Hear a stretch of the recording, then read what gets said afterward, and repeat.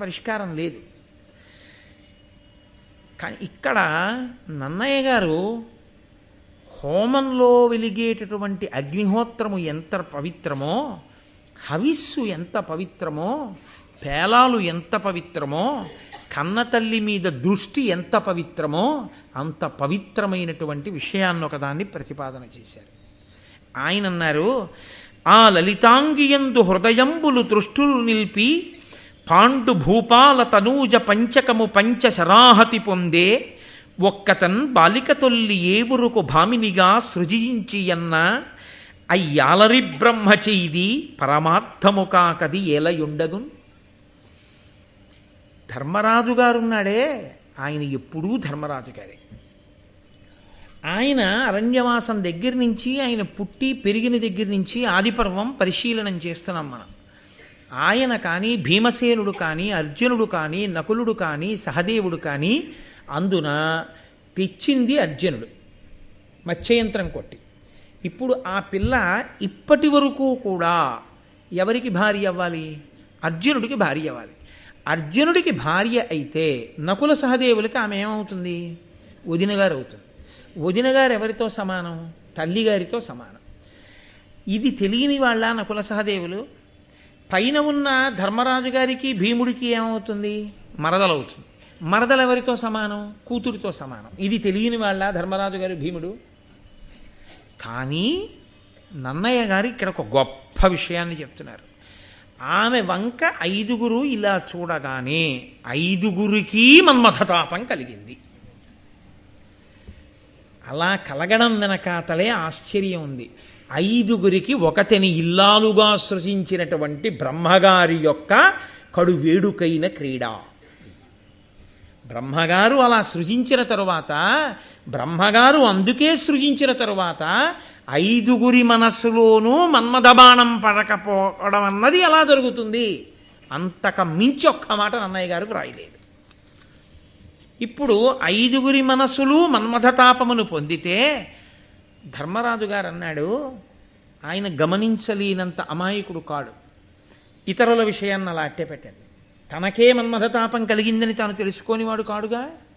ఆయన వెంటనే అన్నాడు, గురువచన స్థితి మనకే గురుకును ఇది పత్నిగా తగున్ కావున ఈ తరుణిని పరిగ్రహింతము తిరముగా గురువచనముండు తెరగేలయగున్. మనకి గురువచన స్థితి మనకే గురుకును ఇది పత్నిగా తగున్. మనం బయలుదేరుదాము అనుకున్నప్పుడే వ్యాస భగవానుడు మొట్టమొదట మన దగ్గరికి వచ్చి ఏం చెప్పాడు? నిన్న మీతో మనవి చేశాను నేను. అదేమిటి ఐదుగురికి ఇల్లాలవడం ఏమిటి అన్న ఆలోచన వాళ్ళకప్పుడు రాలేదు అని చెప్పాను.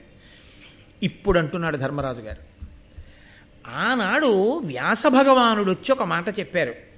ఆమె కారణజన్మురాలు, ఆమె ఐదుగురికి ఇల్లాలవుతుంది అని చెప్పారు. గురువాక్యం ఉత్తినే ఎందుకు పోతుంది? అంతటి మహానుభావుడైన వ్యాసుడి నోటి వెంట వచ్చిన మాట వేరుగా అయ్యే అవకాశం ఉంటుందా? అందుకే మన ఐదుగురికి మన మధతాపం కలిగింది. కాబట్టి ఈమెని మన ఐదుగురం కూడా వివాహం చేసుకుందాం. అంతకుముందు అర్జునుడు అన్నాడు, అన్నయ్య పెద్దవాడివి నువ్వు ఉండగా నిన్ను విడిచి నేను వివాహం చేసుకోకూడదు. ఇది హిడింబ విషయంలో ఎందుకు అన్వయం కాలేదో నేను మీకు ఆ ధర్మ సూక్ష్మం చెప్పాను.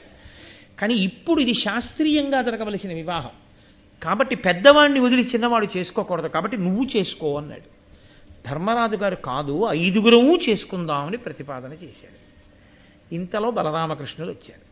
ఇప్పటి వరకు బలరామకృష్ణులు వీళ్ళు ఎక్కడ ఉంటే అక్కడికి వచ్చినట్టు మహాభారతంలో కనపడలేదు. వ్యాస భగవానుడు వచ్చాడు. ఇప్పుడు బలరామకృష్ణులు వచ్చి వాళ్ళని పలకరించి సంతోషంగా మాట్లాడి, నువ్వు ఎలా గుర్తుపట్టావు మమ్మల్ని? ఇంతమంది గుర్తుపట్టలేనిది ఎలా గుర్తుపట్టావు అని అడిగాడు ధర్మరాజు గారు. మీ తేజస్సులు తెలియవా బావా? గుర్తుపట్టానన్నాడు. కుంతీదేవికి నమస్కారం చేశాడు, ధర్మరాజు గారిని గౌరవించాడు, మిగిలిన వాళ్ళని ఆశీర్వదించాడు. బలరామకృష్ణులు వెళ్ళిపోయారు. కానీ మీరు దీన్ని చాలా జాగ్రత్తగా గమనించవలసి ఉంటుంది. ఒక విషయం, బలరామకృష్ణులు వచ్చి ఉన్నప్పుడే వెనక దృష్టజ్యుమ్నుడు కూడా వచ్చాడు. ఎందుకు వచ్చాడో తెలుసా అండి? తండ్రి మనసుకి పరివేదన ఉంటుంది కదా. ఇంత కష్టపడి కన్నా కూతురు, ఒక బ్రాహ్మణుడు మత్స్యయంత్రం కొట్టాడు, నడిపించి తీసుకెళ్ళాడు ఇంటికి. ఆగర్భ శ్రీమంతురాలు. ఇటువంటి పిల్ల భిక్షాటన చేస్తాడో మంత్రభాగం చదువుతాడో ఏం చేస్తాడో తెలియదు. ఒక బ్రాహ్మణుడికి ఇల్లాలైంది.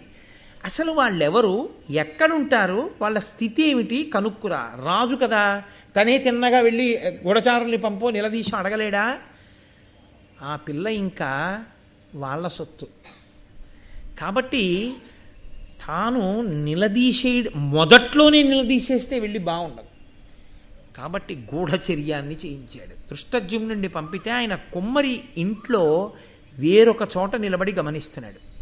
ఆ తర్వాత దృష్టద్యుమ్నుడు తల్లితో వీళ్ళు మాట్లాడిన మాటలన్నీ చెప్తాడు. బలరామకృష్ణులు వచ్చిన విషయం మాత్రం చెప్పడు. అంటే బలరామకృష్ణులు రావడం కనపడలేదా దృష్టద్యుమ్నుడికి? మాటలు వినపడలేదా? వినపడలేదు, కనపడలేదు అని మీరు చెప్పవలసి ఉంటుంది. బలరామకృష్ణుల యొక్క దర్శనం పాండవులకు కుంతికే పరిమితం చేశాడు ఆయన, భగవానుడు కనుక.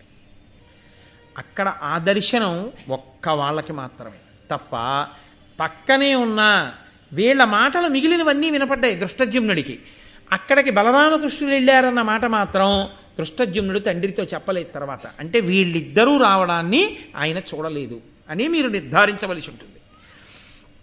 ఆ తరువాత బలరామకృష్ణులు వెళ్ళిపోయిన తర్వాత దృష్టద్యుమ్నుడు ఇంటికి వెళ్ళాడు. తండ్రి గబగబా ఎదురొచ్చి అడిగాడు, విరే వాళ్ళు ఎక్కడుంటారా, ఏం చేస్తున్నారా చెప్పు అని అడిగాడు.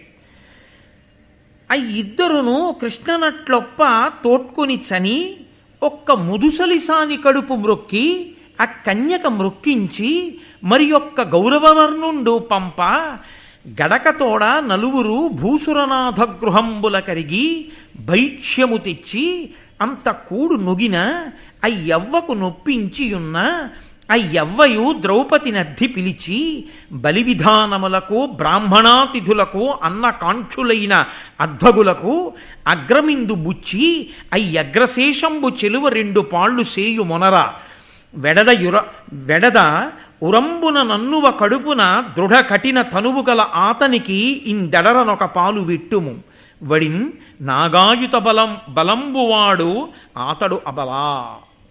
నాన్నగారు ఏమైందో తెలుసా? ఇక్కడ స్వయంవరం అయిపోయిన తర్వాత నేను వెనకాతలే వాళ్ళ వెంట వెళ్ళాను. ఇద్దరు తీసుకెళ్ళారు కృష్ణని. వాళ్ళు కృష్ణ అని కదా అంటారు. ఇద్దరు తీసుకెళ్ళారు. అర్జునుడే వాళ్ళకి తెలుసు, భీముడు కూడా చేరాడు పక్కన. ఇద్దరూ కలిసి ఒక కుమ్మరి ఇంట్లోకి వెళ్ళారు. అక్కడ ఒక ముసలి అవ్వ ఉంది. వీళ్ళు వెళ్ళి నమస్కారం చేసి కృష్ణని కూడా నమస్కారం చేయమన్నారు. కృష్ణ కూడా నమస్కారం చేసింది. నమస్కారం చేసిన తర్వాత ఏదో కాసేపు మాటలు జరిగాయి. ఆ తరువాత ఆ అవ్వంది, వెళ్ళి భిక్షాన్నం తిండిరా తినాలి కదా అంది. నా చెల్లెలు అక్కడే కూర్చునుంది. వీళ్ళు వెళ్ళి భిక్షాన్నం పట్టుకొచ్చారు నాన్నగారు. పట్టుకొచ్చి అక్కడ పెట్టారు. పెట్టి ఆ అవ్వకి చూపించితే అవ్వ ద్రౌపదీదేవిని పిలిచింది. పిలిచి, అమ్మా ఇందులో కొంత అన్నాన్ని తీసి, అదిగో ఎవరైనా ఇంటికి అతిథులు వస్తారు, లేకపోతే అంగవైకల్యం ఉన్నవాళ్ళు ఉంటారు, అన్నం సంపాదించుకోలేని వాళ్ళు, వాళ్ళ కొరకు భూత బలి అంటే పక్షులు జంతువులు మొదలైనవి తినడానికి ముందు కొంత అన్నం తీసి పక్కన పెట్టాయి. ఇది వైదిక ప్రక్రియ. పిడచ కట్టి పెట్టకూడదు, విస్తళ్ళంలోంచి తీసి ముందు తీసి పెట్టి తినాలతాను. వేదం అలాగే చెప్పింది. కాబట్టి తీసి పక్కన పెట్టి మిగిలిన అన్నాన్ని 2 భాగాలు చేయి. ఒక భాగం 10,000 ఏనుగుల బలం కలిగిన వాడు ఈ అబ్బాయి, వీడికి పెట్టేయి. మిగిలిన అన్నం వాళ్ళ నలుగురికి పెట్టు. వాళ్ళు నలుగురు తినగా మిగిలిన అన్నం ఉంటుంది చూసావా, అది నువ్వు నేను తింటాం అంది. అంటే చెల్లెలు మారు మాట్లాడకుండా భిక్షాన్నాన్ని పరమ సంతోషంగా కొంత తీసి పక్కన పెట్టి అలాగే సగం చేసి సగం ఒకడికి పెట్టింది, మిగిలిన సగం నలుగురికి పెట్టింది. వాళ్ళు తినగా మిగిలినది అంటే అప్పటికే కుంతీదేవి పాండవులు నిర్ణయానికి వచ్చేశారు. ఆమె తమ 5గురి భార్య అని, కుంతీదేవి 5గురికి భార్య, తనకి కోడలు అని కుంతి నిర్ణయానికి వచ్చారు. వాళ్ళ 5గురు తినగా మిగిలినటువంటి భుక్త శేషాన్ని చెల్లెలు తింది. తిన్న తర్వాత ఏమైందో తెలుసా? వాళ్ళ 5గురు ఏవో మాట్లాడుకున్నారు. అవన్నీ ఏం మాట్లాడుకున్నారో తెలుసా? బ్రాహ్మణులు మాట్లాడుకునేటటువంటి వేదం, మంత్రం, యజ్ఞం, యాగం ఇవి కావు. వ్యూహాలు ఎలా పన్నాలి, శత్రువుల్ని ఎలా భేదించాలి, ఏ అస్త్రం ఇప్పుడు ఎలా ప్రయోగించాలి, ఇవన్నీ మాట్లాడుకున్నారు వాళ్ళు. మాట్లాడుకున్న తర్వాత పడుకోబోయే ముందు పడకలు వేయమన్నారు. అంటే అత్తగారు కుంతీదేవి పిలిచి చెల్లెల్ని, అమ్మ దర్భలు పట్టుకొచ్చి వెయ్యంది. అంటే దర్భలు వేసింది చెల్లి. వీళ్ళ 5గురు పడుకున్నారు. వీళ్ళ 5గురి కాళ్ళ కట్టున చెల్లి పడుకుంది కటిక నేల మీద. ఇది నాన్నగారు నేను చూసింది అని చెప్పాడు. ఇప్పుడు మీరు చాలా జాగ్రత్తగా గమనించాలి సుమండి, నన్నయ్య గారు దీన్ని ఎందుకు ఇచ్చారో. ద్రౌపదీదేవి యొక్క గొప్ప శీలమును మీరు గమనించండి. అసలు ఆవిడ మెడలో మాల వేయడంలో ఆవిడ ఇష్టాయిష్టముల ప్రమేయం ఏమైనా ఉందా? ఒక్క పోని వేసింది, అతనితో వెళ్ళిపోయింది. వెళ్ళిపోయిన తర్వాత భిక్ష తెచ్చానని ఆయన అన్నాడు, 5గురు ఉపయోగించుకోండి అని కుంతింది. అలా నువ్వు 5గురికి ఇల్లాలి ఎలా అవుతావమ్మా అని ఎవరన్నా అడిగారు ఆవిడ్ని? ఆవిడ్ని ఎవ్వరు అడగలేదు. వెంటనే ధర్మరాజు గారు ఈమెను 5గురిని చేసుకుందాం అన్నాడు. ఆవిడేం మాట్లాడలేదు. ఎక్కడైనా ఉందా మధ్యలో అదేమిటి మొహం ఇచ్చా 5గురికి ఇల్లాలి ఏమిటని ద్రౌపదీదేవి అంది అని నన్నయ్య గారు ఎక్కడన్నా చెప్పారా? ఎక్కడా లేదు. వెంటనే భిక్షాన్నం తెస్తే ఇంటి కోడలుగా పని ఆవిడ మొదలుపెట్టేసింది. ఇలా ఇలా పంచిపెట్టన్నారు, పంచిపెట్టింది. ఆ భుక్త శేషం తింది. అసలు పుట్టి పెరిగిన దాదిగా హంసతూలికా తల్పాల మీద పడుకోవడం తప్ప ఎప్పుడూ నేల మీద పడుకోవడం అన్నది ద్రౌపదీదేవికి ఇవాల్టి వరకు తెలియదు. అటువంటి తల్లి ఈ పాండవుల 5గురి యొక్క కాళ్ళ కట్టున పడుకుంది. పడుకున్నప్పుడు ఆవిడలో ఏమైనా అన్యభావన ఉందా? ఆవిడేమైనా బాధపడినట్లు కానీ, కుందినట్లు కానీ, అన్నం తినేటప్పుడు బాధపడినట్టు కానీ, అయ్యో ఇదేమి దరిద్రం అనుకున్నట్లు కానీ ఏమైనా ఉందా? అత్తగారిని కానీ 5గురిని కానీ ఏదైనా ఒక్క ప్రశ్న, అసలు మీరు ఏమిటి ఇలా ఉంటున్నారు, మీ పరిస్థితి ఏమిటి అని అడిగినట్లు ఏమైనా ఉందా? ఏమీ లేదు. అసలు ద్రౌపదీదేవి మౌనం ఆశ్చర్యం, ద్రౌపదీదేవి మాట ఆశ్చర్యం. అటువంటి ఆవిడ మీద తీర్పులు చెప్పడం అంతకన్నా ఆశ్చర్యం. చాలా కష్టం కదండి. కారణజన్మురాలు, అయ్యో నిజం. అటువంటి తల్లి అలా ఉంది అని దృష్టజుమ్నుడు చెప్పాడు. అర్థమైందా ఏమైనా ద్రుపద మహారాజుకి? అసలు వాళ్ళు ఎవరో ఏమిటో ఏమైనా అర్థమైందా? ఆయన అన్నాడు, బ్రాహ్మణులు వెడితే నిజం చెప్తారు, వాళ్ళ ముఖం చూసి కాదనలేరుగా, అందుకని కొంతమంది బ్రాహ్మణులు వెళ్ళి అడిగిరండి అని పంపాడు. ఆ బ్రాహ్మణులు వచ్చారు. రాగానే ధర్మరాజు గారు భీముణ్ణి పిలిచి, ఒరేయ్ వాళ్ళకి అర్ఘ్యపాద్యాదులు ఇవ్వండి రా అన్నాడు. అర్ఘ్యం ఇచ్చాడు, పాద్యం ఇచ్చాడు, పూజించాడు, కూర్చోబెట్టాడు. ఆ బ్రాహ్మణులు అన్నారు, మీ కులగోత్ర నామములు మిమ్మును నిమ్మి నిరుంగ వేడి చింతాకులుడైన వాడు ద్రుపదాధిపుడు, అతనికిం ప్రియంబుగా నాకిరింగింపుడింతయు ఘనంబుగ అద్భుత యంత్ర మధ్యమున్ వీకుననట్టులేసిన సువిక్రమునాతడు కోరు చూడగన్. అసలు మీ కులం ఏమిటి, మీ గోత్రం ఏమిటి, మీ 5గురు ఎవరు, ఈవిడ మీ తల్లి అంటున్నారు, మీరు ఎక్కడుంటారు, ఇక్కడ ఎందుకున్నారు ఈ కుమ్మరి ఇంట్లో? మత్స్యయంత్రాన్ని కొట్టినటువంటి వాడు తనకు అల్లుడు అని ద్రుపదుడు అనుకుంటున్నాడు. అతన్ని ఒకసారి చూడాలనుకుంటున్నాడు. మీ పేర్లు ఏమిటో, మీ గోత్రం ఏమిటో, మీ కులం ఏమిటో, మీ ఊరు ఏమిటో, మీ విషయాలు ఏమిటో అయ్యా ఒక్కసారి చెప్పండి. పిల్లని కన్న తండ్రి కదా, ఆదుర్దా లేకుండా ఎలా ఉంటుంది? ద్రుపదుడు కంగారు పడుతున్నాడు అన్నారు. అంటే ధర్మరాజు గారు అన్నాడు, మీ రాజుగారు తన కూతుర్ని వేరొక ఇంటి కోడల్ని చేయడానికి పెట్టినటువంటి నియమం ఏమిటి? మత్స్యయంత్రాన్ని కొట్టడం. కొట్టే తెచ్చాడా ఇతను? కొట్టే తెచ్చాడు.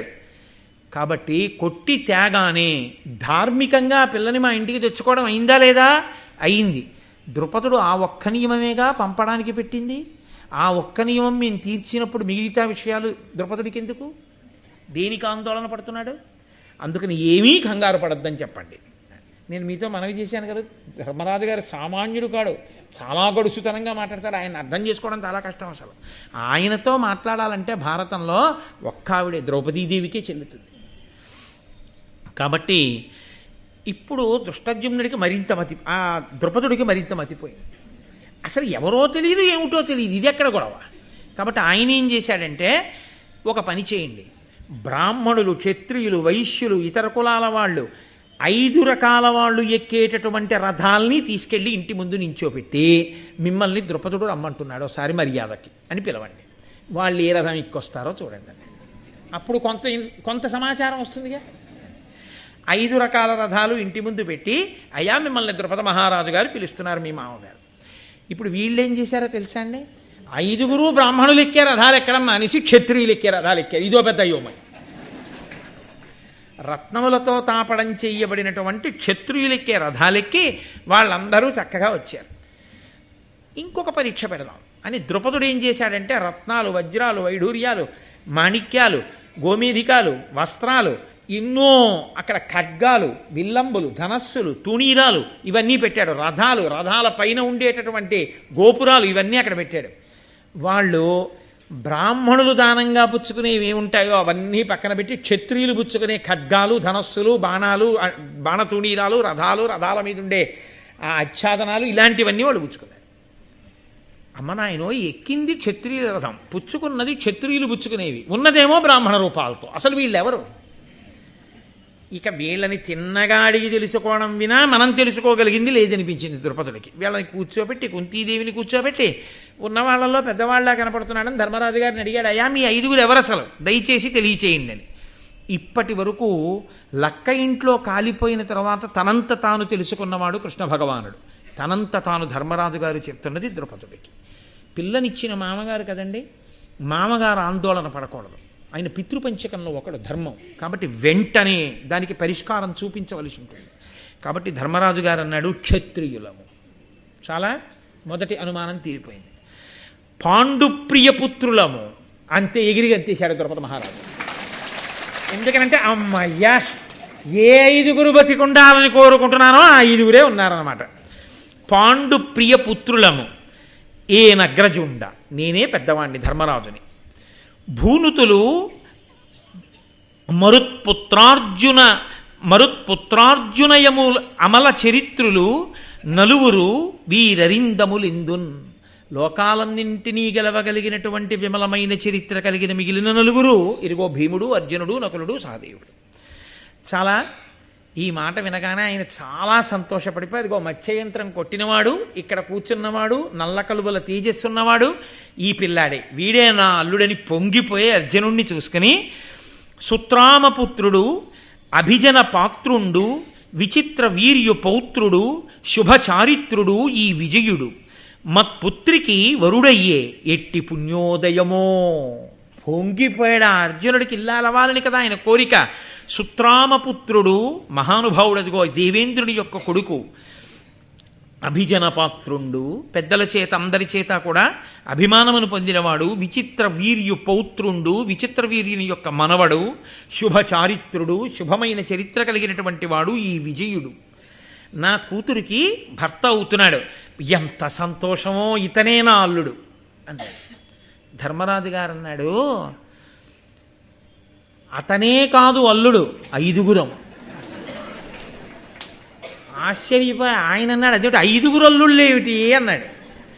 ఆయన అన్నాడు, నేను ఇంకా పెద్దవాడిని ఉన్నాను, వాడు తమ్ముడు, వాడెలా చేసుకుంటాడు ముందు అన్నాడు. ముందు అంటే ఆయన అన్నాడు, పోనీ నువ్వే చేసుకో, నువ్వు ఒక్కడివే చేసుకో, పెద్ద కోడలు అవుతుంది మీ ఇంటికి, నాకేం అభ్యంతరం లేదు, ధర్మము ఎవరైనా పాటించవలసిందే కదా. అందుకని ద్రుపదుడు అన్నాడు, అట్లా యగునేని ఈ కన్య అభిమతముగా వసుమతీనాథ నీవ వివాహమగుము, ధర్మ మార్గం ఎవ్వరికి తప్పనగునే అనినా అతని కనియ ధర్మాత్మజుండు. పోనీ నువ్వు చేసుకోవయ్యా అంటే, ఇప్పుడు ధర్మరాజు గారు అన్నారు, కాదు కాదు, మేము 5 ఈ అమ్మాయిని వివాహం చేసుకుంటాం, మేము 5 నీకు అల్లుళ్ళం అవుతాం, ఈమె మా 5 వలన కుంతీదేవికి కోడలవుతుంది, పాండురాజు గారికి కోడలవుతుంది అంటే ద్రుపదుడు ముక్కున వేలేసుకుని అన్నాడు, ఒక్క పురుషునకు భార్యలు పెక్కెండ్రగుట ఎందుకలదు, పెక్కెండ్రకు ఆలొక్కతయగుటే ఏ యుగముల ఏ కథలను వినియు ఎరుగమెవ్వరి వలనన్. లోకంలో ఎక్కడైనా ఒక్క పురుషుడికి ఒక భార్య ఉంటుంది, ఒక్కొక్కచో ఒక పురుషుడికి ఎక్కువ మంది భార్యలు ఉంటారు తప్ప ఒక్క స్త్రీకి 5 భర్తలు ఉండడం ఎక్కడా చూడలేదు. అసలు ఏ యుగంలో ఎప్పుడైనా ఎక్కడైనా ఇలాంటి కథ విన్నామా? ఎక్కడా లేదు. ఒక ఆడదానికి 5 భర్తలు ఏమిటే? మీరు నేను ఏమీ నాలుక పీక్కోక్కర్లేదు, పీక్కోవలసినంత ద్రుపదుడు పీక్కున్నాడు. ఎందుకో తెలుసా అండి పాపం, ఆయన తండ్రి, ఆయనకి బాధ ఉండదండి అసలు, ఎక్కడా కనీ విని ఎరుగని ఆచారం తీసుకొస్తేను. అందుకని ఆయన అన్నాడు, ఏ యుగంలో ఎక్కడైనా విన్నావా? ఎంత నవ్వుల పాలు, ఒక్క ఆడపిల్లని 5గురికి ఇవ్వనా? 5గురికి భార్య అవుతుందా? ఎలా అవుతుంది? ఎప్పుడైనా విన్నావా? నువ్వు ధర్మరాజు, నీ నోటి వెంట అనవసరపు మాట రాదు. ఈ మాట ఎలా అంటున్నావు? సరే, ఈ మాట అన్నాక నాకు ఇంకో ఆలోచన చెప్పడానికి అసలు ముందు నేను స్థిమితపడాలి కదూ. రేపు మళ్ళీ నువ్వు, అర్జునుడు, నేను, కుంతి మనం మళ్ళీ కూర్చుందాం. దుష్టజమ్నుడు కూర్చుని మాట్లాడుకుందాం. ఇవాళకి వెళ్ళి విశ్రాంతి తీసుకోండి మహాప్రభు అన్నాడు. ఈలోగా గబగబా వేదవ్యాసుడు వచ్చారు. అమ్మ నాయనో, వ్యాస భగవానుడు వచ్చాడు, మహానుభావుడు, పెద్దవాడు, ఇంకా ఇటువంటి సమయంలో ఆయన రావడం కన్నా అదృష్టమే ఉంది, ధర్మం చెప్పేవాడు దొరికాడు అని ఆయన్ని ఉన్నతాసనం ఇచ్చి కూర్చోబెట్టి గౌరవించి అర్ఘ్యపాద్యాదులిచ్చి ఆయనకి ఈ ప్రశ్న నివేదించారు. నివేదించి, అయ్యా వీళ్ళు 5గురు చేసుకుంటామంటున్నారు నా ఒక్క కూతుర్ని, అందున ఎవడో అన్నమాట కాదు, సాక్షాత్ ధర్మరాజు అంటున్నాడు, నేనేం చెయ్యాలని అడిగాడు. అంటే ధర్మరాజు వ్యాసుడికి నమస్కరించి అన్నాడు, నగియును బొంకునందు వచనంబు అధర్మమునందు చిత్తమున్ తగులదు నాకు ఎన్నడును ధర్మవశ్యము అట్ల కావునన్ వగవక మాకు ఏవురకు వారిజలోచన కృష్ణ నీదగుందగదను నీ విచారములు తక్కి వివాహమునర్పు మొప్పుగన్ నగియును బొంకునందు వచనంబు. నేను పరిహాసానికి కూడా నా మాటలో అబద్ధం ఉండదు. అధర్మమునందు చిత్తము, నా మనసు ఎన్నడూ అధర్మమునందు నిలబడదు. కాబట్టి నా నోటి వెంట మాట వచ్చినా, నా మనసులో ఆలోచన వచ్చినా అది ధర్మమే. ధర్మము కాని ఆలోచన, ధర్మము కాని మాట పరిహాసానికి కూడా నాకు రాదు. కాబట్టి నేను ఏదన్నానో అది సత్యం. కాబట్టి ఈమె 5గురికి భార్య కావలసింది. కాబట్టి ఈమెని మేము 5గురము చేసుకుంటాం. ఇతపూర్వం ఎప్పుడు వినలేదు అంటున్నావు కదూ, ఒక్క ఆడది అనేక మందికి భార్య కావడం. గౌతముని వంశంలో జటిల అనబడేటటువంటి ఆడపిల్ల పుట్టింది. ఆమెని 7గురు ఋషులు ఒక్కతినే భార్యగా చేసుకున్నటువంటి దృష్టాంతం ఉంది. దాక్షాయణి అని ఒక మునికన్యక, ఆమెని 10 మంది ప్రచేతసులు వివాహం ఆడారు. ఆమె 10 మంది ప్రచేతసులకి భార్య అయింది. గురులలోన పరమగురువు తల్లియ, అట్టి తల్లి వచనమును విధాతృకృతము అన్యథాకరింప అలవియే అనినం దొరకు ఇట్టులనియే ద్రుపద విభుడు. లోకంలో గురువులకు గురువు ఎవరంటే తల్లి, మాతృదేవోభవ అని కదా ఉపనిషత్తు. అటువంటి గురువైన మా అమ్మ తన నోటి వెంట ఎన్నడూ అసత్యం పలకదు. మా అమ్మ శక్తి అటువంటిది. ఆడి తప్పడం కానీ, అసత్యం పలకడం కానీ, మా అమ్మ అన్నది అసత్యం అవ్వడం కానీ ఇప్పటి వరకు లేదు. కాబట్టి మా అమ్మ నోటి వెంట వచ్చింది అంటే బ్రహ్మగారి నిర్ణయం అదేనన్నమాట. మా అమ్మ 5గురు ఉపయోగించండి అంది. కాబట్టి మేము 5గురము ఆమెని స్వీకరిస్తాం. అంటే ద్రుపదుడు వ్యాసుని వంక చూసి నమస్కారం చేసి, అయ్యా మీ నిర్ణయం చెప్పండి అన్నాడు. వ్యాసుడు ద్రుపదుడితో అన్నాడు, ధర్మ తత్వజ్ఞుడి ధర్మతనూజుండు ధర్మ మార్గం బేల తప్పబలుకు దేవతామూర్తి ఈ దేవి మాధవి ఏలతా నిరుంగక అనృతంబువలుకు వీరల పలుకులు వేల్పుల మతమును ఒక్కండ కావున ఒండు దక్కి ఈ ఏవురకు కూతునిచ్చి వివాహంబు కావింపు. మరి దీని కల తెరంగు వినగా ఇష్టమేని వినుమని ద్రుపదు చేయూది ఇంటిలోని కొనర నరిగి తాను అతడు ఏకతమయుండి వానికంతయును చెప్పతొడగే ధర్మవిదుడు. వ్యాసభగవానుడు అన్నాడు, ధర్మతత్వజ్ఞుడయా ధర్మరాజు, ఆయన నోటి వెంట అమృతం వస్తుందా? ఆయన ధర్మ మార్గం తప్పి ఎందుకు పలుకుతాడు? ఆయన అన్నాడంటే అదే తీర్పు. 2, దేవతామూర్తి ఈ కుంతి నోటి వెంట అటువంటి మాట ఎందుకు వస్తుంది? కాబట్టి దేవతలందరి నిర్ణయం కూడా ఈమె ఒక్కతే 5గురికి భార్య కావాలని. కాబట్టి ఆ 5గురికి ఇచ్చి వివాహం చేసేసేయి. మీరు ద్రుపద మహారాజు అయితే తృప్తి పడిపోయారా ఈ జవాబుకి? మీరు ద్రుపదుడైతే వ్యాసుడు ఇలా చెప్పాడని, ధర్మరాజు అలా చెప్పాడని కన్యాదానం 5గురికి చేయడానికి సిద్ధంగా ఉన్నారా? నిర్మోహమాటంగా చెప్పండి, సిద్ధంగా ఉన్నారా? వ్యాసుడు చెప్పాడని, ధర్మరాజు చెప్పాడని, నేనే ద్రుపదుడైతే, ఆడైనా మగైనా కన్యాదానం చేసేస్తానండి అన్నవాళ్ళు, 5గురికి ఇచ్చి పెళ్లి చేసేస్తానన్న వాళ్ళు ఎవరో చెయ్యొద్దండి. అంటే ఎవ్వరూ చేయడానికి సిద్ధంగా లేరు. అలా లేకపోవడం సహజం. ఎందుకో తెలుసా అండి? ఆడపిల్ల తండ్రి ఆడపిల్ల తండ్రి. లోకంలో లేని ఒక విచిత్రమైన ఆచారాన్ని ఎలా తీసుకొచ్చి ఎప్పుడో ఎక్కడో ఏదో కోటికొక్క విషయంలో జరిగింది అన్న దాన్ని ప్రమాణంగా తీసుకుని తన కూతుర్ని 5గురికి ఇచ్చి వివాహం ఎలా చేస్తాడు? కాబట్టి ఆయన తృప్తి పడలేదు. అది గమనించాడు వ్యాస భగవానుడు. గమనించి, నీకు నేను ఒక పెద్ద రహస్యం చెప్తాను, వీళ్ళెవ్వరూ ఉండకూడదు, వీళ్ళ ముందు చెప్పను, దాని లోపలికి వెళ్ళి మనం చెప్పుకుందాం అని. అంటే ఇప్పుడు నేను మీ ముందు చెప్పనని కాదు అని ద్రుపదుణ్ణి ఒక్కడిని చెయ్యి పట్టుకుని అంతఃపురంలోకి తీసుకెళ్ళి ఎవ్వరూ లేకుండా తలుపులేసేసి, విను, ఇప్పుడు చెప్తాను అసలు రహస్యం ఏమిటో, ఎందుకు ఈమె 5గురికి భార్య కావాలో చెప్తాను, జాగ్రత్తగా విను అని చెప్పడం మొదలెట్టాడు. మీరు కూడా జాగ్రత్తగా వినవలసి ఉంటుంది. ఈమె ఒకానొక జన్మలో బ్రాహ్మణ పడొచ్చు. ఈమె పేరు ఇంద్రసేన. ఈమె భర్త పేరు మౌద్గల్యుడు. ఆయన ఒక గొప్ప ముని, గొప్ప తపశ్శక్తి సంపన్నత కలిగినటువంటి వాడు. కానీ కుష్ఠరోగి. ఆయనకి శరీరం అంతా కుష్ఠవ్యాధి వచ్చి చర్మము ఎముకలు మాత్రమే మిగిలాయి. ఎప్పుడూ ఒంట్లోంచి నిత్తురు చీము కారుతూ పుల్లటి కంపు కొడుతూ ఉంటాడు. నోరు కూడా దుర్వాసన వస్తూ ఉంటుంది. వేళ్ళు కుష్ఠవ్యాధి తినేయడం వల్ల ముక్కలు ఊడి పడిపోయాయి. దానికి తోడు అతి కోపిష్టి, చాలా కోపిష్టివాడు. ఆయనకి భార్య ఈ ఇంద్రసేన. ఈమె మహాపతివ్రత. ఆమె భర్తనే దైవంగా భావించిందంతే. కాబట్టి ఆమె అన్నం తిన్నా కూడా భర్త తినగా మిగిలినది ఏది ఉందో అదే తినేది ఆ కంచంలో. ఒక రోజున భర్త మౌద్గల్యుడికి అన్నం పెట్టింది. ఆయన భోజనం పూర్తయిపోయింది.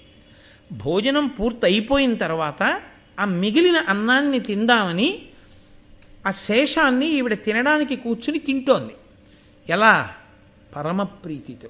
ఎందుకనంటే ఆయన తిన్న అన్నంలో ఆయన వేళ్లకున్న చీము నిత్తురు కలుస్తాయి. అయినా ఆవిడ పరమప్రీతితో తింటోంది. ఆవిడ పాతివ్రత్యం అటువంటిది.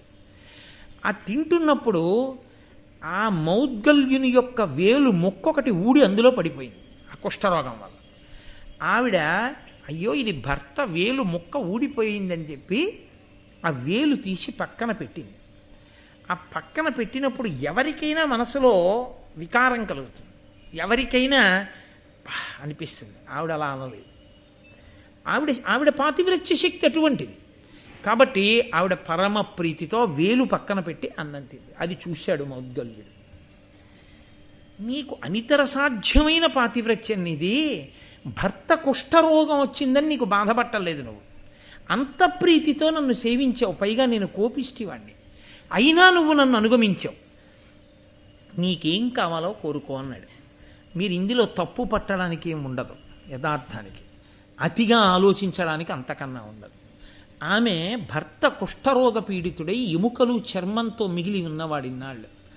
ఆమె అంది, మీరు తపశ్శక్తి సంపన్నులు కనుక దివ్యమైన రూపాన్ని పొంది, నాకు చాలా కామాతురతతో ఉన్నదాన్ని నేను. కాబట్టి అది భర్తకి చెప్పడంలో దోషం ఏమింది? సహృదయంతో స్వీకరించాలి. కాబట్టి మీరు 5 రూపములు ధరించండి, దివ్యమైన రూపములు. నేను ఎటు చూసినా మీరు దివ్యమైన భవ్యమైన రూపంతో కనపడాలి. ఇన్నాళ్ళు ఇలాగే చూశాను. 5 రూపాలతో మీతో కలిసి నేను మంచి మంచి వనములలో నదీ తీరములలో విహరించాలనుంది అంది. ఆయన అన్నాడు, నువ్విన్నాళ్ళు నన్ను అనుగమించినందుకు, నా పరీక్షకి నిలబడగలిగినందుకు నిన్ను అలాగే అనుగ్రహిస్తానని 5 దివ్యమైన రూపములను పొందాడు. పొంది ఆయన సూర్యరథం ఎక్కించి ఆవిడ్ని నదీ తీరములు, సాగర తీరములు, ఉద్యానవనములు, తోటలు అన్నిటినీ తిప్పుతూ చాలా కాలం సంతోషంగా గడిపి, ఇక నేను తపస్సు చేసుకోవడానికి వెళ్ళిపోతున్నాను, చాలు అనుభవించిన భోగం, భోగానికి అంతే ఎక్కడ ఉంటుంది, నేను వైరాగ్యాన్ని పొందాను అన్నాడు. ఆవిడ కొంతకాలం అయిపోయింది, భర్త వెళ్ళిపోయాడు, ఆవిడ కూడా శరీరం విడిచిపెట్టేసింది. విడిచిపెట్టేసిన వాసనాబలం ఏమిటో తెలుసా అండి? ఒక్క భర్త 5 రూపాలతో ఇంత గొప్పగా క్రీడించి ఆనందిస్తుంటే ఇంత సంతోషం అనుభవించానన్న భావన ఆమె యందుండిపోయింది. ఆమె కూడా శరీరం విడిచిపెట్టేసి, భర్త తపస్సుకు వెళ్ళిపోయాడు, విడిచిపెట్టి ఆమె కాశీరాజుకి పుత్రికగా పుట్టింది. ఆవిడకి ఆ జన్మలో పెళ్ళవలేదు. పైగా గత జన్మలో ఉండిపోయినటువంటి వాసనాబలం ఉండిపోయింది. ఆ కామాతురత ఇంకా ఆమె యందు తృప్తి పొందలేదు. అటువంటి సమయంలో ఆమె భర్త కోసమని తపస్సు చేసింది. ఆ తపస్సు చేస్తున్నప్పుడు 5 దేవతలు అటుగా వెళ్ళారు.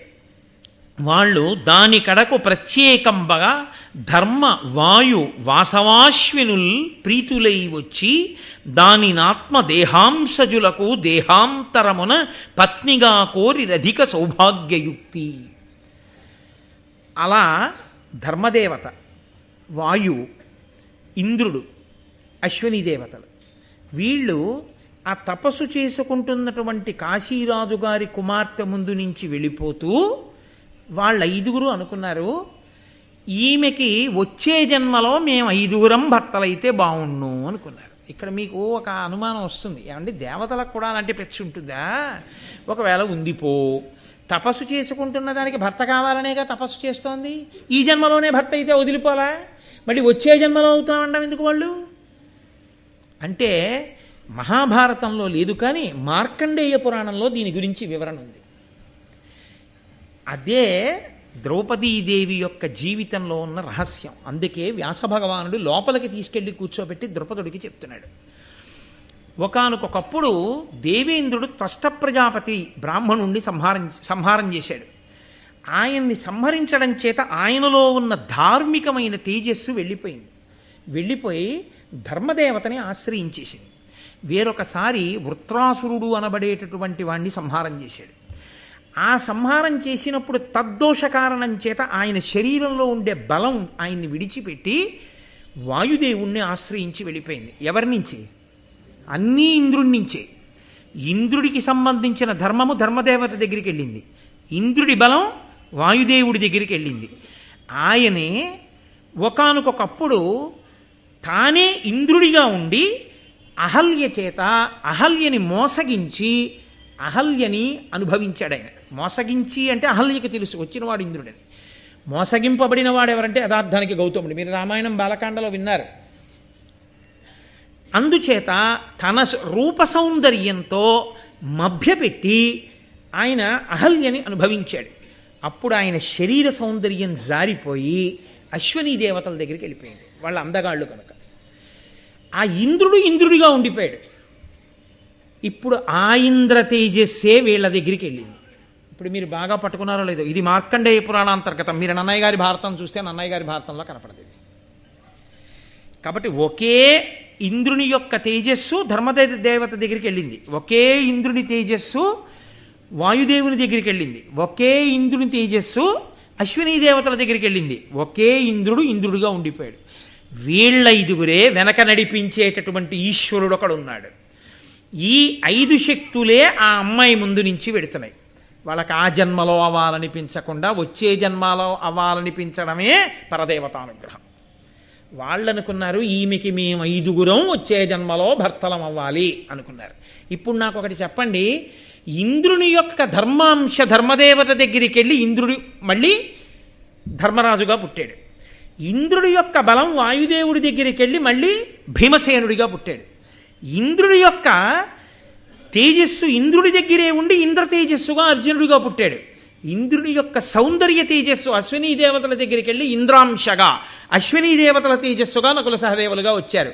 5 కనపడుతున్నా అవన్నీ కలిపి ఇంద్రాంశలైనప్పుడు కలిసి ఉన్నది ఒక్క ఇంద్రుడేనా కాదా?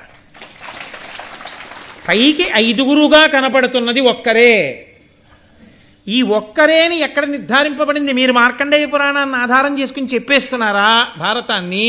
భారతంలో కూడా ఇంకా ఎక్కడైనా నిరూపణమైందా ఈ జన్మ లోపల? అయింది. ఎక్కడైందో తెలుసా అండి? ఇది నేను చెప్పడం కాదు, సాక్షాత్తు వ్యాసుడు చెప్తున్నారు.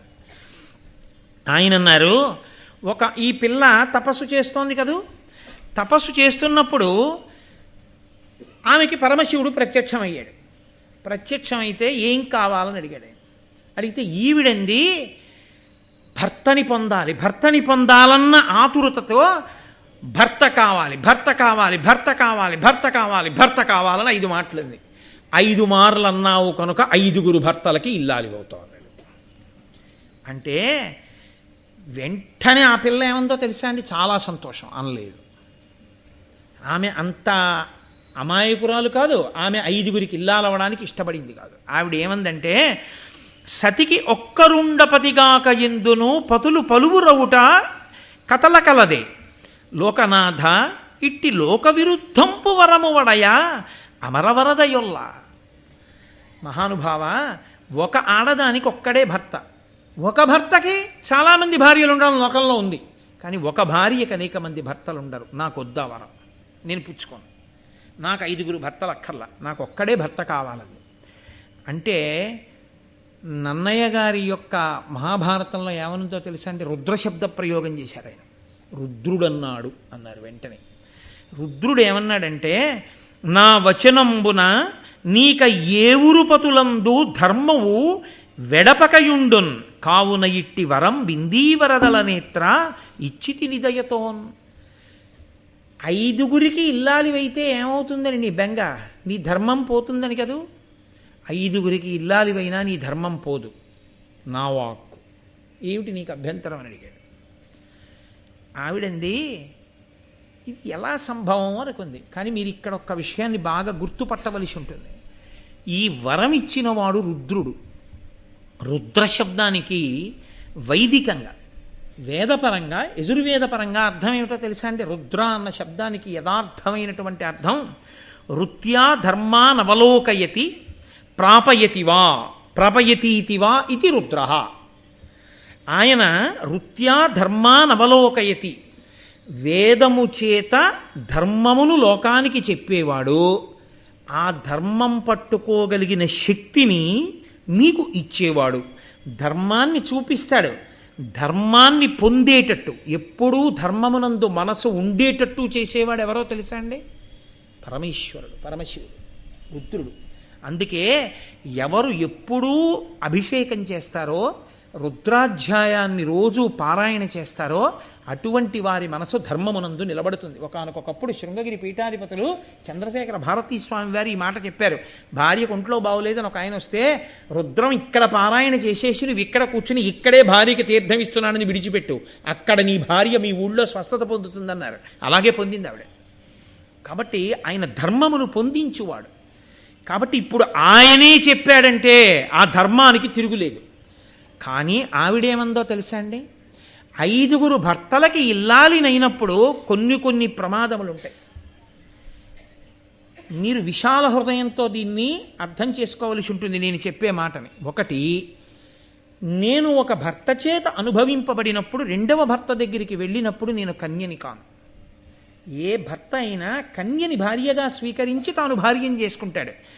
నేను ఒకరికి భార్యనవగానే 2వ వారి దగ్గరికి వెళ్ళినప్పుడు నాకు కన్యాత్వం ఉండదు. అప్పుడు నా పతి పట్ల నా ధర్మం తప్పుతుంది. కాబట్టి నేను 5గురు పతుల దగ్గర నా కన్యాత్వము పోకూడదు వివాహం దగ్గర నుంచి. 2, పతి సేవా భాగ్యంలో నేను 5గురిని అదే మనసుతో సేవించగలదాననై ఉండాలి. 3, ఒక భర్త దగ్గర ఉన్నప్పుడు మాత్రమే కామప్రచోదనం, ఒక భర్త దగ్గర ఉన్నప్పుడు కామమునందు విముఖత ఉంటే ఆ భర్త ఇబ్బంది పడతాడు. కాబట్టి 5గురి యందు నాకు సమానమైన కామాతురతని పొంది ఉండాలి. నేను ఎప్పటికీ ముత్తైదువుగా ఉండాలి. అంటే 5గురు భర్తలలో ఏ ఒక్కడూ పడడానికి వీల్లేదు. కాబట్టి నేను ముత్తైదువుగా ఉండాలి. అందుకే స్వర్గారోహణ పర్వంలో అందరికన్నా ముందు ద్రౌపది పడిపోయింది. కాబట్టి ఈ 5 నాకు నువ్వు ఇస్తే నేను 5గురికి ఇల్లాలనవడానికి అంగీకరిస్తాను. అప్పుడు శివుడు ఏమన్నాడో తెలుసా అండి, అలాగే నువ్వు అడిగినవన్నీ నీకు ఇస్తున్నాను, నువ్వు వెళ్ళి గంగా తీరంలో నిలబడు, ఇంద్రుడు వస్తాడు తీసుకురా. ఇప్పుడు ఆవిడ వెళ్ళి గంగా తీరంలో నిలబడింది, ఇంద్రుడు వస్తే తీసుకెడదామని. ఆ ఇంద్రుడు బ్రహ్మగారి దగ్గరికి వెళ్ళాడు. ఎందుకు వెళ్ళాడో తెలుసా అండి? యమధర్మరాజు గారు నైమిషారణ్యానికి వచ్చి చాతుర్మాస్యం ఆయన అక్కడికి వచ్చి సత్రయాగం మొదలుపెట్టాడు. ఆ సత్రయాగం పూర్తయితే కానీ మళ్ళీ ఆయన అక్కడికి వెళ్ళడు. యాగదీక్షలో ఉన్నవాడు పీటల మించి లేచి ఇతర పనులు చేయకూడదు. కాబట్టి ఆ యాగదీక్షలో ఉన్నాడు కాబట్టి ఊరూరా వెళ్ళి కనపడ్డ వాళ్ళందరినీ ఉసురు తీయడు ఆయన. కాబట్టి లోకంలో ఎవడు చచ్చిపోవడం మానేసి దీర్ఘాయుష్మంతులు అయిపోయి పాపాలు పెరిగిపోతే ఇంద్రుడు దేవతలు వెళ్ళి దేవతలకి మనుష్యులకి తేడా లేకుండా పోయింది. వాళ్ళు మరణం లేకుండా ఉన్నారు, మేము మరణం లేకుండా ఉన్నాం, పాపం పెరిగిపోతోంది, ఎలా అని అడిగారు. అడిగితే బ్రహ్మగారు అన్నారు, ఒక పెద్ద చమత్కారం జరగబోతోంది. యమధర్మరాజు గారి అంశ కూడా భూమి మీదకి ఇంద్రతేజస్సులతో కలిసి వెడుతుంది, ఇంద్రతేజస్సుగానే వెడుతుంది. వెళ్ళి ఆ 5గురు ఎవరున్నారో ఆ 5గురు యమధర్మరాజు గారు చెయ్యవలసిన పనిని చావు లేకుండా భూమి మీద మిగిలిపోయిన వాళ్ళందరినీ వాళ్ళు చక్కబెట్టి చంపేస్తారు, పాపం పెంచిన వాళ్ళని. కాబట్టి వాళ్ళు ఎడుతున్నారులే, బెంగబెట్టుకోకండి, మీరు వెళ్ళిపోండి అన్నాడు. ఈ మాటలు విన్నటువంటి ఆయన వచ్చేస్తున్నాడు ఇంద్రుడు. ఇప్పుడు ఇంద్రుడు వస్తుంటే ఈవిడ గబగబా వెళ్ళి, ఏమండి ఇంద్రుడు గారు, మిమ్మల్ని శివుడు రమ్మన్నాడు, రండి అంది అనుకోండి, చావతలబా నువ్వెవరంటాడు కదా. ఏదో ప్రత్యేకత ఉండాలి, ఉంటే కానీ అసలు ఇంద్రుడు ఆగడు. ఇంద్రుడంటే సామాన్యుడు కాడు. కాబట్టి ఆవిడ గంగానది మీద ఆకాశంలో నిలబడి ఆవిడ కన్నుల వెంట బిందువులు పడుతుంటే, అన్ని వేళలా ఏడుపని మీరు అనుకోకూడదు. కంటి వెంట నీటి బిందువులు పడ్డాం యోగమనందు కూడా పడతాయి. కంటి వెంట నీటి బిందువు కింద పడుతుంటే గంగలో పడ్డ ప్రతి బిందువులోంచి బంగారు తామర పుడుతోంది. ఇది చూసి ఇంద్రుడు ఆశ్చర్యపోయాడు దేవతలతో.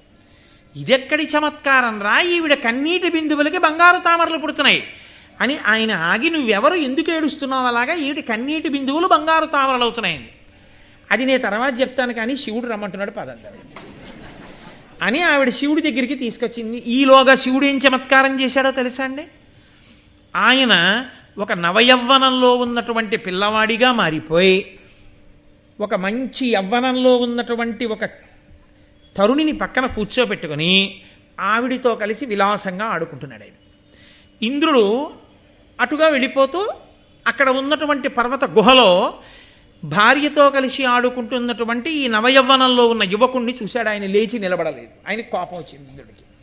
దిక్పాలకులు కూడా నా కింద పనిచేస్తుంటారు, అటువంటిది నేను వెడుతుంటే లేచి నిలబడకుండా భార్యతో ఆడుకుంటున్నవాడెవరు అని అమిత స్థావర జంగమంబైన బ్రహ్మాండంబుదానింతయున్మమతాగోచరమీ త్రిలోకములు అసన్మద్బాహు వజ్రాను పాల్యము ఏ ఇంద్రుడా ఇట్టినన్నురక లీలంజూతమాడంగ ఉత్తమ సింహాసనమొక్క నీకుచనునే దర్పించి నా ముందటన్. వజ్రాయుధాన్ని చేతిలో పట్టుకుని 3 లోకములను పరిపాలించగలిగినటువంటి వాడిని నేను. అటువంటి నేను వెడుతుంటే నువ్వు అలా కూర్చుని ఏమిటి అలా మాట్లాడుతున్నావు, ఏమిటి ఆడుకుంటున్నావు, ఏమిటి ఎవరిని అనుకుంటున్నావు అన్నాడు. అంటే ఆయన అన్నాడు, ఆ పిల్లవంక చూసి ఓసారి వెళ్ళి ఆయన్ని ముట్టుకో అన్నాడు. ఆవిడ లేచి వచ్చి ఇలా ముట్టుకుంది. ముట్టుకోగానే ఆయన ధబేలుడికి కింద పడిపోయాడు. ఆయన సమస్త శక్తులు నశించిపోయాయి. ఆవిడే కదండి సమస్త శక్తి స్వరూపం. కింద పడిపోయాడు. కింద పడిపోయి, అయ్య బాబోయ్ ఈయనెవరో అసామాన్యుడు అని తెల్లబోయి చూస్తున్నాడు. శివుడు అన్నాడు, నేనెవరో నువ్వెవరో ఈ విషయం తర్వాత, నేను అనుజ్ఞలిస్తున్నాను, లేచి అదిగో అక్కడ ఆ కొండకి బిలం రంధ్రం ఉంది, ఆ రంధ్రం దగ్గర ఉన్న రాయిని పక్కకి తోసి లోపలికి చూడు అన్నాడు. ఆ ఇంద్రుడు గబగబా వెళ్ళి, ఏమిటి ఇదంతా చాలా చమత్కారంగా ఉంది, ఆవిడ ముట్టుకోవడం ఏమిటి, నా శక్తి పోవడం ఏమిటి, నీ కింద పడిపోవడం ఏమిటి, ఆ కొండ రాయిని తప్పించి చూడమంటున్నాడు ఏమిటని వెళ్ళి రాతిని పక్కకి తోసి లోపలికి చూశాడు. తెల్లబోయాడు. అన్ని విధాల తాను ఎలా ఉంటాడో అలాగే ఉండి, అలాగే పుష్పహారాలు వేసుకుని, అలాగే కిరీటాలు పెట్టుకుని, అంతకుముందు ఇంద్రపదవిని అధివసించినటువంటి 4 ఇంద్రులు ఆ గుహలో కూర్చుని ఉన్నారు. విశ్వభుత్, భూతదామ, శిబి, శాంతి అనబడేటటువంటి 4. ఈ పేర్లు నన్నయ్య గారి భారతంలో లేవు, నేను ఇతర వ్యాఖ్యానాల్లోంచి తీసినవి. కాబట్టి ఆ 4 ఇంద్రులు ఆ గుహలో కూర్చుని ఉన్నారు. ఆయన చూసి తెల్లబోయాడు. వాళ్ళు 4 ఇంద్రులు, వాళ్ళు ఇతపూర్వం ఇంద్ర పదవిని నిర్వహించిన వారు, అయిపోయింది ఆ పదవి, వచ్చి ఇక్కడ కూర్చుని ఉన్నారు. శివాజ్ఞ మేరకు అక్కడ ఉన్నారు. ఆయన బ్రహ్మమస్తకావలీది బద్ధతే నమ శివాయ. యుగాలు వెళ్ళిపోతే సృష్టి చేసిన బ్రహ్మగారి పుర్రెనే మెళ్ళ వేసుకుంటాడు ఆయన. అటువంటి కాలాతీతుడు పరమేశ్వరుడు అంటే ఆయనకి తెలియందే ఉంటుంది. ఇప్పుడు చూసిన ఇంద్రుడు తెల్లబోయి ఆయన వంక చూశాడు. చూస్తే ఆయన అన్నాడు, మీ 5 ఇంద్రులే, తత్వత మీరు 5 కనపడుతున్నా ఒక్కటే, మీరు 5 ఇంద్రులే. కానీ ఇప్పుడు మీరు 5 కనపడినట్టే ఆ ఇంద్రతత్వమే లోకంలో 5 పుట్టాలి ఒక మనుష్యకాంతకి. పుట్టేటప్పుడు మళ్ళీ ఏ ఇంద్ర తేజస్సు విడివడి కొంతమంది దేవతలుగా దగ్గరికి వెళ్ళిపోయిందో ఆయా తేజో రూపాలతో ఆయా అంశాలతో భూమి మీదకి ఇంద్ర తేజస్సు రావాలి. అందుకని ధర్మదేవత వలన ధర్మరాజుగా, వాయువు వలన భీమసేనుడిగా, ఇంద్రుని వలన అర్జునుడిగా, అశ్వనీ దేవతల వలన నకుల సహదేవులుగా 5గురుగా రావాలి. మీరు 5గురు ఇంద్రులే అయితే మీరు 5గురు అనుభవించినది, మీరు 5గురు పొందినది, మీరు 5గురు పరిపాలించినది, మీ 5గురి చేత పొందబడినది స్వర్గలక్ష్మి. కాబట్టి ఆ స్వర్గలక్ష్మీదేవియే, ఆ జగన్మాతయే లోకంలో అయోనిజగా ద్రౌపదీదేవిగా ద్రుపదుడి యొక్క యజ్ఞగుండంలోంచి ఆవిర్భవిస్తుంది. మీరు ఆమెని వివాహం చేసుకుంటారు. అందుకుని మీకు 5గురికి ఒక్కతే ఇల్లాలవుతుంది. ఇది కారణం. కాబట్టి ఇదంతా ఎవరు చెప్పారు? ఈ రహస్యాన్ని వ్యాస భగవానుడు ద్రుపదుడికి చెప్పాడు. చెప్పి, పిచ్చివాడా, ధర్మరాజు నోటి వెంట ఎందుకు వచ్చిందో తెలుసా మేము 5గురం వివాహం చేసుకుంటామని? కుంతి నోటి వెంట ఎందుకు వచ్చిందో తెలుసా మేము 5గురం వివాహం చేసుకుంటామని? అయోనిజ అయినటువంటి ఆ స్వర్గలక్ష్మి ఇక్కడ ద్రౌపదిగా వచ్చింది. ఈ వచ్చిన కారణం చేత 5గురు ఇంద్రులు ఒక్క స్త్రీని వివాహం చేసుకోవాలి. అందుకని 5గురి వివాహం చేసుకుంటామంటున్నారు. ఇది చాలా లోకోత్తరమైన కళ్యాణం, ఎక్కడా లేనిది, కానీ అసామాన్యమైన విషయం. ఇంకా నీకు నమ్మకం కలగకపోతే నీకు నేను యోగ దృష్టిని ఇస్తున్నాను. ఇప్పుడు నువ్వు ఒక్కసారి తలుపు దగ్గరికి వెళ్ళి తెర తీసి ఆ కూర్చున్న 5గురి వంక చూడు, నీకేం కనపడుతుందో చూడు అన్నాడు. అని యోగ దృష్టినివ్వగానే ద్రుపదుడు వచ్చి తెర తీసి అక్కడ కూర్చున్న ధర్మరాజు, భీముడు, అర్జునుడు, నకులుడు, సహదేవుడు 5గురి వంక, ఆ ద్రౌపదీదేవి వంక చూశాడు. చారుమణి ప్రభాపటలజాల విచిత్ర కిరీటమాలికాభారములన్ సముద్య దినపావక వర్ణములన్ సువర్ణ కేయూర విభూషణావళు నొప్పుచునున్న తదీయ దేహముల్ ధీరుడు సూచే తాళ సమదీర్ఘత పొల్చినవాని నేనిటిన్. అందరూ తాటి చెట్టంతంత శరీరాలు, అందరూ వజ్ర వైఢూర్యములతో కూడిన కిరీటాలు, అందరూ మెడలో ఒకే రకమైన హారాలు, అందరూ ఒకే రకమైనటువంటి బట్టలు, అందరూ ఒకే రూపంతో ఉన్నటువంటి 5గురు ఇంద్రులు కనపడ్డారు. ఇటు చూశాడు, స్వర్గలక్ష్మి దర్శనమైంది. ఓహో, కారణజన్మురాలు నా ఇంట జన్మించి నన్ను తరింపచేసింది. ఈవిడ రాక్షస వినాశనము కొరకు వచ్చింది, భూభారమును తగ్గించడానికి. ఇంద్రశక్తి ఇంద్రుణ్ణి పొందుతుంది.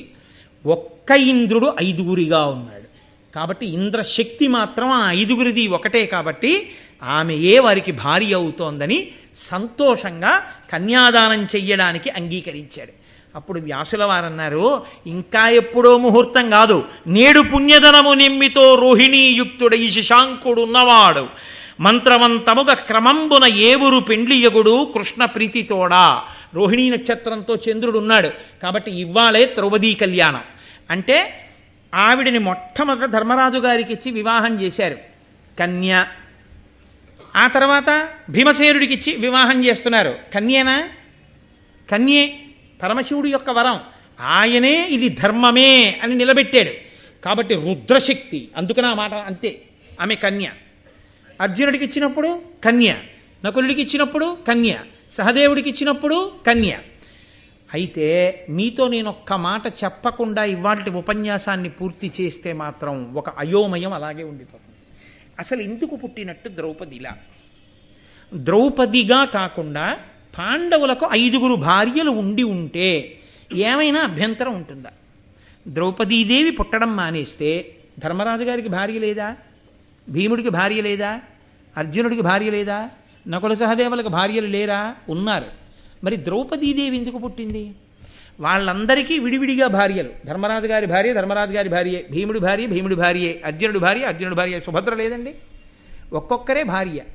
5గురికి కలిపి అసలు ఒక భార్య పుట్టించడం వల్ల ఈశ్వరుడు ఏం చెయ్యాలనుకుని పుట్టించాడు? ఏమిటి కారణం దానికి? ఒక్కటే మీరు బాగా జ్ఞాపకం పెట్టుకోండి, ద్రౌపదీదేవి జన్మించి ఉండి ఉండకపోతే గాంధీవము ఉపయోగపడదు, భీమసేనుని గద ఉపయోగపడదు, ధర్మరాజు గారి ఈటె ఉపయోగపడదు, యుద్ధము లేదు, రాక్షస సంహారము లేదు. ఎందుకో తెలుసా అండి? ఒక్కటే. అందుకే అతిమానుష చరిత ఆవిడ. అయోనిజగా పుట్టడానికి కారణం అదే. అయోనిజగా పుట్టింది అన్ననాడే ఆవిడ మానవకాంత కాదు. మానవకాంత కానిది మానవకాంతగా నటించిందంతే ఆవిడ. ఆవిడ స్వర్గలక్ష్మి. ఎందుకు ద్రౌపది 5గురికి ఇల్లాలిగా వచ్చిందో తెలుసా అండి? ఆ స్థితిలో ఆవిడ నిలబడితే తప్ప సంహారం కాదు. ఎందుకు అన్నది నేను మీకు చిన్న విశ్లేషణ చెప్తాను, జాగ్రత్తగా వినండి. ఇప్పుడు ఆవిడ 5గురిని వివాహం చేసుకుంది. చేసుకున్న తర్వాత పుట్టింటికి వెళుతుంది. ద్రుపద మహారాజు గారి కూతురుగా, పాండురాజు గారి కోడలుగా, 5గురి భర్తలకి ఇల్లాలిగా ఎనలేని ఖ్యాతిని పొందింది. లోకం తెల్లబోయినా ఆవిడ ధర్మం ఆవిడిది. ఆ తరువాతి కాలంలో హస్తినాపురానికి వెళ్ళింది, ఆదిపర్వంలోనే వస్తుంది. అక్కడ 5 సంవత్సరములు భోగభాగ్యములు అనుభవించింది. ఇంద్రప్రస్థాన్ని రాజధానిగా చేసుకుని అర్ధరాజ్యం ఇస్తే ధర్మరాజు గారికి పట్టమహిషిగా ఆమె మహారాజ్ఞి అయింది. రాజసూయాగంలో కూర్చుంది. కానీ దుర్యోధనుని యొక్క అసూయ అంతా వెళ్ళిపోయి ఎక్కడ నిలబడిపోయిందో తెలుసా అండి? ద్రౌపదీదేవి మీద నిలబడిపోయింది. ఆవిడ ఒక భార్య దేనికి సంతోషిస్తుందో దానికి సంతోషించి నవ్వినా వాడు ఓర్చలేకపోయాడు. రాజసూయాగం జరుగుతోంది. ధర్మరాజు గారు రాజసూయాగం చేస్తున్నాడు, సింహాసనం మీద కూర్చునున్నాడు. దుర్యోధనుడు కింద నిలబడి ఉన్నాడు. అతను ఊహించనంత వైభవానికి పాండవులు ఎదిగిపోయారు.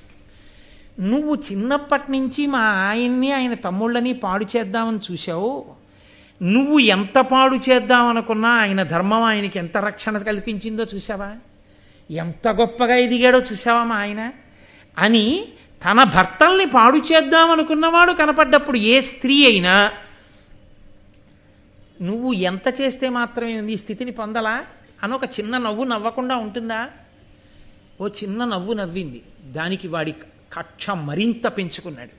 ఇది ఎంత స్థాయికి తీసుకెళ్ళిపోయాడంటే పాండవుల్ని ద్యూతానికని పిలిచాడు. ఆ ద్యూత క్రీడలో ఓడిపోయాడు ధర్మరాజు గారు. ఓడిపోవడం అనేటటువంటి దాన్ని కేవలం రాజ్యం ఓడిపోవడం వరకు తీసుకెళ్ళి ఉంటే ధర్మరాజు గారి తృప్తి ఎంత తృప్తో తెలుసా అండి? 5 ఊళ్ళు ఇస్తే చాలు ఊరుకుంటాడు. ఆయనే అన్నాడన్నమాట. కానీ పెద్ద మలుపు మహాభారతం ఎక్కడ తిరిగిపోయిందంటే ప్రతిజ్ఞలు లేవు. నేను దుర్యోధనుడిని చంపుతాను, దుశ్శాసనుడిని చంపుతాను, ఈ ప్రతిజ్ఞలు ఏమీ లేవు. ఎవరి భార్యలు వాళ్ళ ఇళ్లలో కూర్చుంటారు. ద్రౌపదీదేవి మీద పెట్టుకున్న కక్ష, ఆవిడ అతిలోక సౌందర్యమే దుర్యోధనుడి మనసుని పాడు చేసి ఈవిడ వీళ్ళ 5గురికి భార్య అవడమా? వాడు అన్న మొదటి మాట ఏమిటంటే వాళ్ళ నుంచి ఆవిడ్ని విడగొట్టేయగలమా, లేకపోతే దెబ్బలాట్లు పెట్టగలమా? కాబట్టి ఇప్పుడు అతను ఏం చేశాడంటే ద్రౌపదీదేవిని అందులోకి లాగాడు. ఆమెని కూడా ధర్మరాజు ఒడ్డేటట్టు చేశాడు. ఆమెని ఓడిపోగానే అతను ఎంత దూరం వెళ్ళిపోయాడంటే నా దాసి, నా గది ఊడవాలి, వెళ్ళి తీసుకురండి అన్నాడు. దుశ్శాసనుడి దగ్గరికి వస్తుంటే ఆవిడంది, అలా రాకూడదు, నన్ను ముట్టుకోవద్దని సభలో పరిగెత్తి ధృతరాష్ట్రుడి దగ్గరికి వెళ్ళి చాటున దాక్కుంది. భీష్ముడి చాటున దాక్కుంది. అత్తగారు కదా, 9 కొడుకుల తల్లి కదా, రక్షించకపోతుందా అని గాంధారి చాటుకెళ్ళి దాక్కుంది. ఒక్కరూ మాట్లాడిన వాళ్ళు లేరు, వికర్ణుడు తప్ప. దుశ్శాసనుడు వచ్చి ఆమె వలువలు ఊడ్చేస్తున్నాడు. 5గురు భర్తలు దివ్యాయుధ సంపన్నులు తలలు వంచు కూర్చున్నారు. 5గురు ఆవిడ వలువలు ఊడుస్తుంటే నా పెద్దలన్న వాళ్ళు నన్ను రక్షించేవాళ్ళు లేరు, నా భర్తలన్న వాళ్ళు రక్షించలేరు, నన్నోడి తన్నోడెనా, తన్నోడి నన్నోడెనా అని ఆవిడ సభాపర్వంలో వేసిన ప్రశ్న అలాగే ఉండిపోయింది. ఆవిడ అంది, నేను ఏకవస్త్రని, రజోదోషంతో ఉన్నాను, నా ఒలువ ఊడ్చవద్దంది. అయినా వినకుండా సభ మధ్యలో ఈవిడ ఒకరికి భార్య కాదు, చాలామందిని భర్తగా పొందింది. కాబట్టి ఇలాంటి దానికి బట్టలు ఊడదీస్తే తప్పేం లేదు, ఊడదీయమన్నాడు కర్ణుడు. ఆయనకి ఎప్పుడూ దుర్యోధనుడి పక్కన నిలబడి దుర్యోధనుడిని రెచ్చగొట్టడం ఆయనకి సరదా. ఇంతమందికి ఇల్లాలైన దానివి చేతకాని పాండవులకు ఇల్లాలిగా ఉండడం కన్నా నిన్ను గెలుచుకున్న దుర్యోధనుడికి ఇల్లాలివైతే నిన్ను రక్షిస్తాడన్నాడు. తొడ చూపించి 10 మంది ఆడవాళ్ళున్న చోట అసలు తొడ కొట్టకూడదు అన్న ధర్మాన్ని కూడా విస్మరించి దుర్యోధనుడు తొడ మీద కొట్టి చూపించాడు, వచ్చి నా తొడ మీద కూర్చోమని బావగారు. అప్పుడు కూడా పాండవులు తలెత్తలేదు. ఈ కష్టాల్ని ఒక సామాన్యమైన వనిత తట్టుకుంటుందని మీరు ఎలా అనుకుంటున్నారు? ఒక సామాన్య స్త్రీ తట్టుకుంటుందా? ఒక సామాన్య స్త్రీ కథని మలుపు తిప్పగలదా? అది ద్రౌపదీదేవికే సాధ్యం, అనితర సాధ్యమైన విషయం. ఆవిడ స్వర్గలక్ష్మి, ఆవిడ అయోనిజ, కాబట్టి తట్టుకుంది ఆవిడ. పనికి మారిన వాళ్ళు వీళ్ళు కారు, నేను పిలవవలసిన వాడు వేరొకడున్నాడు. ఆవిడ బంధుత్వం ధర్మరాజు గారికి బావగారు కాబట్టి బంధుత్వం చేత అన్నగారు కృష్ణుడు. అన్నగారని కృష్ణుడితో సంబోధన మొదలుపెట్టి కృష్ణుడి యందున్న ఈశ్వరతత్వాన్ని గుర్తెరిగి ఆయనకి మహాభక్తురాలైంది. ఆ కృష్ణుణ్ణి ప్రార్థన చేసింది. ఆయన అనేకమైనటువంటి వస్త్రములను ఇచ్చాడు. ఇంకా అవి లుప్తం అవ్వడం లేదు, తగ్గడం అన్నది లేదు. అన్ని వస్త్రములను ఆయన ఇచ్చేశాడు. అక్షయ వస్త్ర ప్రదానం చేశాడు. దుశ్శాసనుడు ఒలువలోడ్చలేక పడిపోయాడు. ఆవిడ్ని జుత్తు పట్టి సభలోకి ఈడ్చి తెచ్చాడు. ద్రౌపదీదేవి జోలికి వెళ్ళారు కాబట్టి భీముడు ప్రతిజ్ఞ చేశాడు.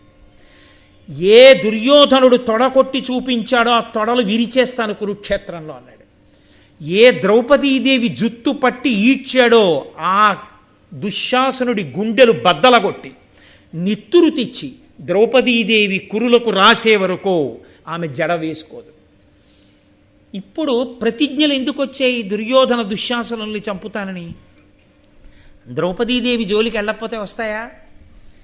ఇవి రాకపోతే భీముడి గదకి విలువుందా? అర్జునుడి గాంధీవానికి ఏమైనా విలువుందా?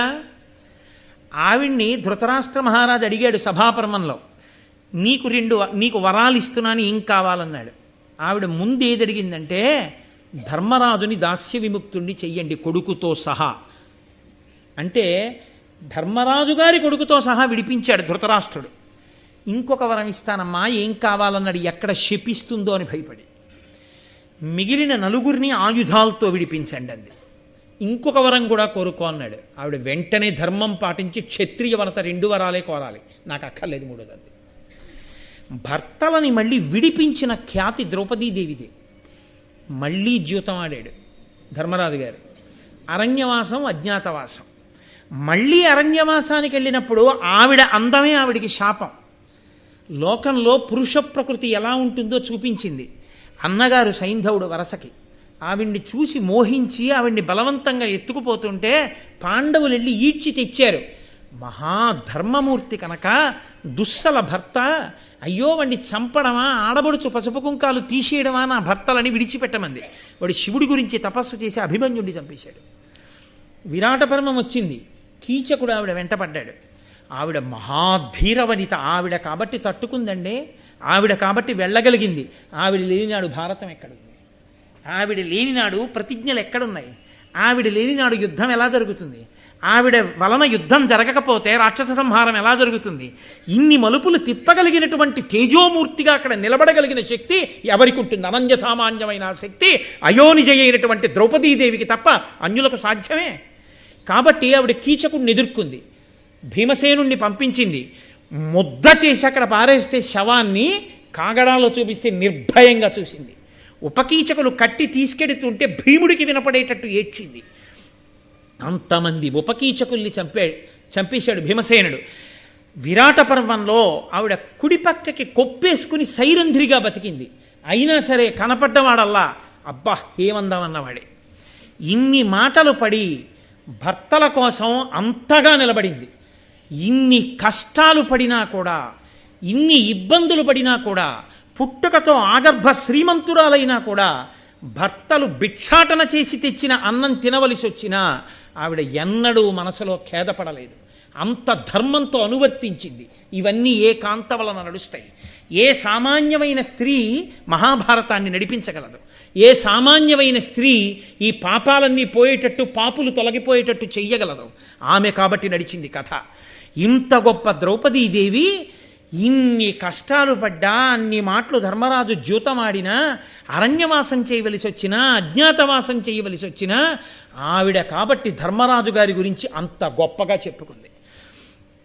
విరాట పర్వంలో ధర్మరాజు గురించి చెప్తూ, యవ్వనివాకిట నిభమద పంకంబు రజభూషణ రజో రాజినడగు, యవ్వని చారిత్రమెల్లలోకములకు వజ్జయై వినయంబు నొనరగరపు, ఎవ్వని గుణలత లెడువారాసుల కడపటి కొండపై కలయబ్రాకు ఎవ్వని కడగంట నివ్వటిల్లెడి చూట్కి మానిత సంపద లినుచుండు అతడు భూరిప్రతాప మహాప్రదీప దూర వైరి వీర విఘటిత పదశోభితుడైన ధర్మజుండు కేవలమర్చుడే ధర్మసుతుడు అంటుంది ఆవిడ. కోటీర మణివేష్టితాంఘ్రితలుడు కేవలమర్చుడే ధర్మసుతుడు. ఆ ధర్మరాజు అంటే ఎటువంటి వాడో తెలుసా? అది ఆవిడ ప్రతిభక్తి. ఎవ్వని వాకిట ఇభమద పంకంబు రజభూషణ రజో రాజినడగు అందావిడే. ధర్మరాజు గారు సింహాసనం మీద కూర్చుంటే ఎదురుగుండా మదగజములు నిలబడితే ఆ మదగజముల నుండి స్రవించేటటువంటి ఆ మద జలములు వాటి వలన నేలంతా బురదైపోతే ఆ మద జలం నిలబడిపోతే అది దేని వలన ఇంకిందోట తెలుసా?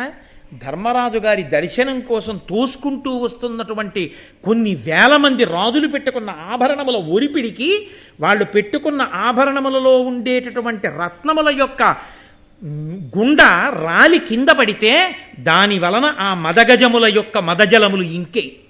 అంత గొప్పవాడయా ధర్మరాజు అంటే. ఏమిటనుకుంటున్నావు భీమసేన? కాబట్టి ఎవ్వని వాకిట నిభమద పంకంబు రజభూషణ రజో రాజినడగు ఎవ్వని కడగంట ఇవ్వటిల్లెడి చూట్కి మనిత సంపద లినుచుండు. ఏ ధర్మరాజు గారు ఇలా చూస్తే ఐశ్వర్యం కలుగుతుందో అంతటి మహానుభావుడైన ఎవ్వని చారిత్రమెల్లలోకంబులకు వజ్జయై వినయంబు ఒనరగరపు. ఏ ధర్మరాజు గారిని అన్ని లోకాలు గురువుగా తీసుకుని వినయం నేర్చుకుంటాయో అటువంటి మహితాత్ముడు. ఎవ్వని గుణలత లిడువారాసుల కడపటి కొండపై కలయబాకు 7 ద్వీపములను దాటి మహానుభావుడి యొక్క గుణములని తీగలు మేరుపర్వత శిఖరాల్ని చుట్టుకున్నాయి. అటువంటి వాడాయ ఆయన. ఆయన పాదములు ఎప్పుడూ కూడా వైరి వీర కోటీర మణివేష్టి తాంఘ్రితలుడు. వైరిరాజులు శత్రురాజులు ఇతర రాజులు అందరూ వచ్చి ధర్మరాజుకు లొంగిపోయి వంగి నమస్కరిస్తుంటే వాళ్ళ కిరీటములలో పొదగబడినటువంటి వజ్రముల యొక్క కాంతి చేత నీరాజనములు ఇవ్వబడి ప్రకాశిస్తుంటాయి అటువంటి పాదములు. అతను కేవలమర్త్యుడా సామాన్యమైన మనుష్యుడా ధర్మరాజు అంటే?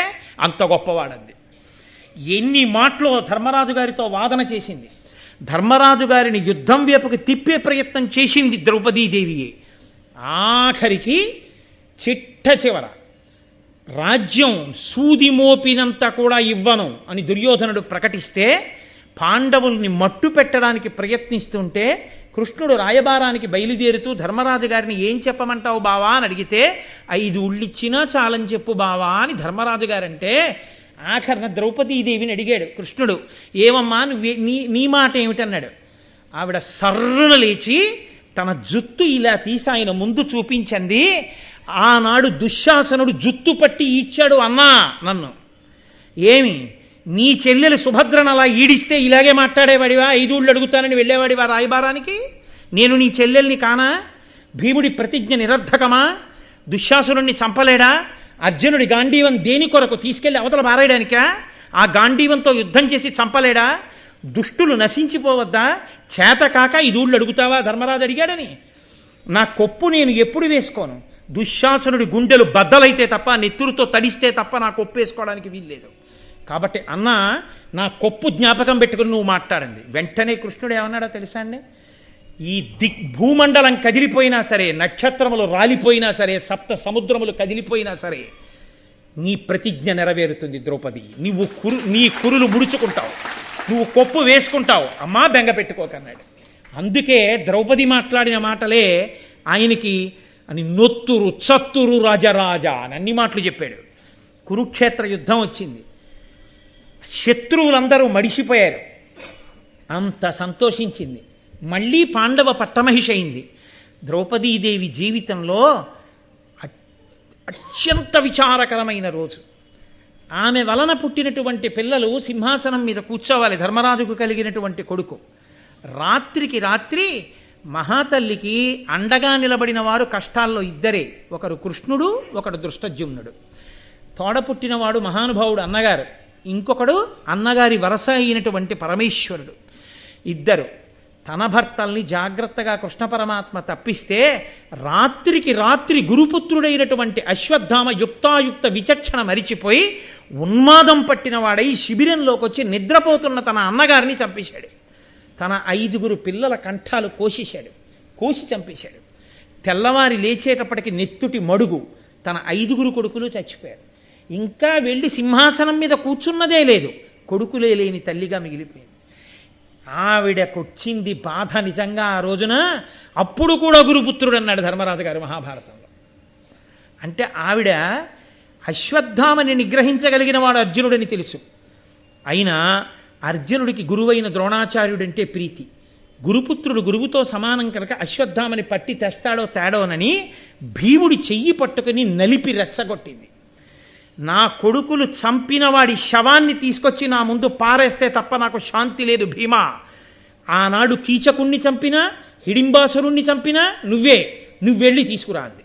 కొడుకులే చచ్చిపోయినా అర్జునుడు వెళ్ళి ఆ అశ్వత్థామని తీసుకొచ్చి ఎదురుగుండా నిలబడితే, ఉద్రేకంబునరారు శస్త్రధరులై యుద్ధావనింలేరు కించి ద్రోహంబును నీకు చేయురు బలోచ్చేకంబునం చీకటిన్ భద్రాకారుల చిన్నిపాపల రణప్రౌఢ క్రియాహీనులన్ నిద్రాసక్తుల సంహరింపనకటా నీ చేతులు ఇట్లాడెను అంది. నిద్రపోతున్నారా, పిల్లలరా, యుద్ధానికి రాలేదురా, యుద్ధభూమిలో లేరురా, అలాంటి 5 పిల్లల్ని పట్టుకుని చంపేస్తావా అని చంపేస్తానన్నాడు భీముడు ఆ అశ్వత్థామని. ఆవిడంది, అక్కట పుత్రశోక జనితాకుల భార విషణ్ణ చిత్తనై పొక్కుచునున్న భంగినను బోర కిరీటిని బద్దు చేతినే డిక్కడ గిట్టి తెచ్చుట సహింపనిదై భవదీయ మాత నేడెక్కడ ఎట్టి శోకమున ఏ క్రియ ఏడ్చుచు పొక్కుచున్నదో. కొడుకులు పోయి నేనెలా ఏడుస్తున్నానో అలా అశ్వత్థామ చచ్చిపోతాడేమోనని ద్రోణపత్ని, మీ గురుపత్ని ఏడుస్తోందయా, విడిచిపుచ్చేయండి. పోతన గారి చేతిలో కరుణామూర్తి. చిట్ట చివర స్వర్గారోహణ పర్వంలో ముత్తైదువతనాన్ని కోరుకున్నందుకు గాను ఏదో మిష ఉండాలి కాబట్టి అర్జున పక్షపాతం అన్న పేరుతో ముందు పడిపోయినటువంటి ధర్మమూర్తి. ఇన్ని ఉద్ధాన పతనాలు ఆవిడ జీవితంలో, ఇన్నిటిని తట్టుకుని ఒక ఆడదాని కారణం చేత శపథములు జరిగితే తప్ప కురుకుల నాశనం జరగదు. వాళ్ళు నశించరు. వాళ్ళు నశించాలంటే ద్రౌపదీదేవి కారణంగా ప్రతిజ్ఞలు జరగాలి. అటువంటి స్థాయిలో నిలబడగలిగిన ఏకైక వ్యక్తి ద్రౌపదీదేవి. నేను కేవలం సింహావలోకనం చేశాను తప్ప నిజానికి ద్రౌపదీదేవి గురించి పూర్తిగా మాట్లాడలేదు. అంతటి దివ్యమైన తేజస్సు కలిగిన తల్లి, సాక్షాత్తు స్వర్గలక్ష్మి. ఆమె శాంతి కావలసిన వాళ్ళకి శాంతినివ్వగలదు. ఆమె వంక చూడకూడని చూపు చూసిన వాళ్ళని మాంసపు ముద్ద చేయించగలదు. అది ఏ రకంగా చూసినా ఆవిడ అంగీకరించదు. కాబట్టే అటువంటి తల్లికి, అటువంటి స్వర్గలక్ష్మి స్వరూపిణి అయినటువంటి ఆ ద్రౌపదీదేవి, ఆ తల్లి కళ్యాణం జరిగి సంతోషంగా ఉన్నటువంటి ఆదిపర్వంలోని ఈ ఘట్టం దగ్గర పరిసమాప్తం చేస్తూ, దగ్గరగా 8:45 వరకు మాట్లాడాను. అయినా మీ అందరూ శ్రద్ధాళువులై విన్నందుకు మీకు అభినందనలను ఆవిష్కరిస్తూ ఒక్క మాట మనవి చేస్తాను. స్వస్తి. ఇక్కడ ఉపన్యాసం అయిపోయింది. 5 నిమిషాలు మాత్రమే తీసుకుంటాను. మహాకుంభాభిషేక క్రతువు ప్రారంభమవుతోంది. కుంభాభిషేకం అత్యద్భుతమైన ప్రక్రియ. వేరొక రోజు నేను కుంభాభిషేకం గురించి చెప్తాను మీకు. దీనిలో అంతర్భాగంగా రేపు సాయంకాలం తదియ తిథి వెళ్ళిపోకముందే ఇక్కడ లలితా సహస్రనామ స్తోత్రం, విష్ణు సహస్రనామ స్తోత్రం, హనుమాన్ చాలీసా ఇవన్నీ కూడా కుంభాభిషేక సమయంలో వచ్చి కూర్చుని భగవంతుడి స్తోత్రం చేసుకుంటే చాలు. సూర్యోదయానికి ప్రారంభించి సూర్యాస్తమయం వరకు, అంటే 6:30కి నేను ఉపన్యాసానికి వచ్చేంత వరకు విష్ణు సహస్రం, లలితా సహస్రం పారాయణ అలా జరుగుతూనే ఉంటుంది లోపల. చక్కగా మీలో ఎవరికి ఏ సమయంలో వచ్చి కూర్చుని చేసుకోగలిగితే ఆ సమయంలో మీ అందరూ కూడా రేపు సాయంకాలం 4 గంటల నుంచి ప్రారంభమవుతుంది. 3:30 ఆ సమయంలో ప్రారంభమవుతుంది. 6:30కి ఆపుతారు. మళ్ళీ ఎల్లుండి తెల్లవారుజామున ప్రారంభమవుతుంది. 6వ తారీఖు సాయంకాలం ఈ మహాకుంభాభిషేకం ప్రధానంగా అయ్యప్ప స్వామి దేవాలయానికి కుంభాభిషేకం చెయ్యడం కోసమని విశాఖ షణ్మత స్థాపనాచార్య, జగద్గురు శంకరాచార్య, శారదా పీఠాధిపతులు, పరమహంస పరివ్రాజకులు శ్రీ శ్రీ శ్రీ స్వరూపానందేంద్ర సరస్వతి మహాస్వామి వారు మన ఆహ్వానాన్ని మన్నించి వారిక్కడికి వచ్చి కుంభాభిషేకం చేయడానికి అంగీకరించారు. వారు వస్తాము అన్నప్పుడు వారిని మేము ఒక ప్రార్థన చేశాం. పీఠాధిపతులు చేసేటటువంటి చంద్రమౌళీశ్వరార్చన అందరూ చూసి ఉంటారు, కొంతమంది చూడని వాళ్ళు ఉంటారు. కాబట్టి ఇటువంటి పవిత్ర సమయంలో మీరు ఇక్కడ చంద్రమౌళీశ్వరారాధన చేసి శ్రీచక్రార్చన చేస్తే మా దేవాలయ భక్తులందరూ కూడా చూసి తరిస్తారు. కాబట్టి మహానుభావ 6వ తారీఖు సాయంకాలం 6:30 మీరు ఆ శ్రీచక్రార్చన చంద్రమౌళీశ్వరారాధన చెయ్యండి అని అడిగాం. వారు దయతో అంగీకరించారు. కాబట్టి ఆ రోజు సాయంకాలం చంద్రమౌళీశ్వరారాధన శ్రీచక్రార్చన ఉంటాయి. మీ అందరూ 6వ తారీఖు సాయంకాలం 6:30 ఆ కార్యక్రమం చూడొచ్చు. ఇక 7వ తారీఖు అత్యద్భుతమైనటువంటి మహాకుంభాభిషేకం. ఏకకాలంలో దేవాలయాలన్నిటికీ కూడా కుంభాభిషేకం జరుగుతుంది. ఆ కుంభాభిషేకం అంటే ఏమిటో, దాని గొప్పతనం ఏమిటో, ఆ యాగశాల ఏమిటో, ఈ విషయాల్ని నేను వేరొక రోజున మీకు వివరణ చేస్తాను. కాబట్టి రేపటి నుంచే మీరు సాయంకాలం 4 గంటలకి 3:30 ఆ సమయానికి వస్తే పారాయణలో పాల్గొనవచ్చు. అందున అమ్మవారి ప్రతిష్ఠ జరుగుతూ ఉండగా లలితా సహస్రం చదవడం చాలా మంచిది. కాబట్టి అది 6వ తారీఖు సాయంకాలం 6:30 వరకు ప్రతిరోజు సూర్యోదయం నుంచి సూర్యాస్తమయం వరకు జరుగుతూనే ఉంటుంది. అలాగా లలితా సహస్రం, విష్ణు సహస్రం, హనుమాన్ చాలీసా అవి ఎవరికి ఎప్పుడు ఖాళీ ఉంటే అప్పుడు వచ్చి కూర్చుని చక్కగా పారాయణ చెప్పచ్చు. నామం చెప్పడానికి అంతకు ముందే మీరు స్నానం చేసి ఉంటారు, చెయ్యగలిగితే చేసి రావచ్చు. లేకపోతే ఒక్కసారి నీళ్లు చల్లుకుని పవిత్రోవా సర్వావస్థాంగతోపివా స్మరేత్ పుండరీకాక్షం సబాహ్యాభ్యంతర శుచి పుండరీకాక్ష పుండరీకాక్ష పుండరీకాక్ష అనుకునైనా వచ్చి నామం చెప్పచ్చు. కాబట్టి చక్కగా రేపటి నుంచి మీ అందరూ ఈ కార్యక్రమంలో పాల్గొనండి. మనందరం ఇంకా సంతోషంగా ఇంకా రేపు సాయంకాలం నుంచి మహాకుంభాభిషేకం వైపుకి నడుద్దాం. అదృష్టవశాత్తు ఇవాళ ఇంత పరమ పవిత్రమైన రోజు సాయంకాలం ద్రౌపదీ కళ్యాణ ఘట్టాన్ని కూడా విన్నాం. ఇక మీకెవ్వరికీ కూడా పాంచాలి పంచభర్తృక అన్న విషయంలో ద్రౌపదీదేవిని తక్కువ చేసి చూడవలసిన అవసరం లేదన్న విషయాన్ని సుస్పష్టంగా మీ అందరూ పూనికని పొంది అర్థం చేసుకున్నారు అని నేను అనుకుంటున్నాను. ఒకవేళ ఎవరికైనా అలా అర్థమయ్యేటట్టు నేను చెప్పలేకపోతే నేను మన్నింపబడుదునుగాక. మంగళాశాసన పరై మదాచార్య పురోగమై సర్వైశ్చ పూర్వైరాచార్యై సత్కృతాయాస్తు మంగళం. మంగళం కోసలేంద్రాయ మహనీయ గుణాత్మనే చక్రవర్తి తనూజాయ సర్వభౌమాయ మంగళం. ఉమాకాంతాయ కాంతాయ కామితార్థప్రదాయినే శ్రీగిరీశాయ దేవాయ మల్లినాథాయ మంగళం. కరచరణకృతం వా కర్మవాక్కాయజం వా శ్రవణనైనజం వా మానసం వాపరాధం విహితం వా సర్వమేత్తక్షమస్వ శివ శివ కరుణాబ్ధే శ్రీ మహాదేవ శంభో. సర్వం శ్రీ ఉమామహేశ్వర పరబ్రహ్మార్పణమస్తు. స్వస్తి.